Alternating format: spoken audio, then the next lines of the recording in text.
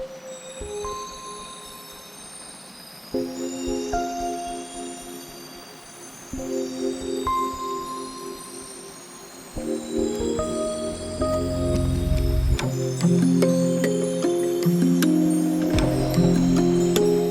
suis très sensible à tout ce qui se passe sur notre chère planète et je veux militer, je me sens profondément activiste et je veux par l'exemple montrer que voilà, il faut prendre soin du vivant et de notre nature.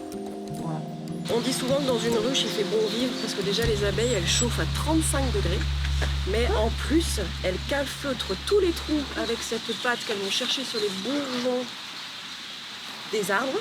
Donc là en ce moment elles sont en train de remplir à fond les ruches de propolis. C'est souvent les bourgeons de frêne, de peuplier, c'est les grands arbres. Et ça permet aux champignons et aux virus de ne pas rentrer.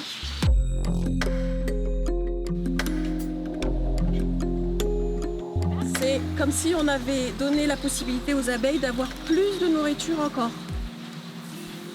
Et pour ça, merci beaucoup d'avoir planté un arbre, les enfants, parce que vous avez fait une bonne action. Tiens. Planter des graines, ouais, de dire que les arbres sont importants, que quand on mange du miel, il faut planter des fleurs.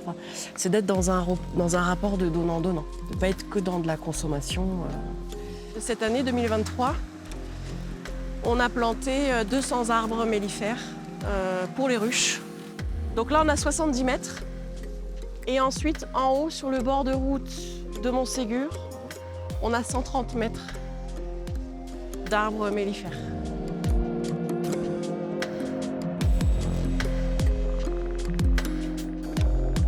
Chez Apigaia, je fais aussi des médicinales, donc qui seront labellisées bio et Déméter. Et là, on a de la sauge sclarée.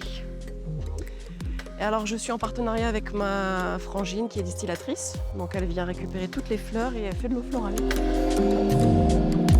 On peut être derrière un ordinateur et être activiste, bien entendu, mais quand on a les mains dedans, quand on est confronté au vivant, au réchauffement climatique qu'on voit de nos propres yeux, quand les rivières sont à sec ou que les abeilles meurent et qu'on ne comprend pas pourquoi, ça touche, quoi.